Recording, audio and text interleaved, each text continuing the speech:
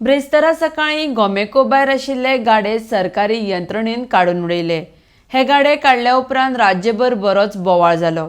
सरकार गरीब गोंयकार जनतेक पिट्टा म्हण गोंयभरच्या विंगड संघटनांनी तशेंच राजकीय पक्षांनी सूर उक्तायलो। दुकानवाल्यांची मागणी आसा सरकारान तांकां पर्याय म्हण दुसरे कडेन स्थलांतरीत करचे।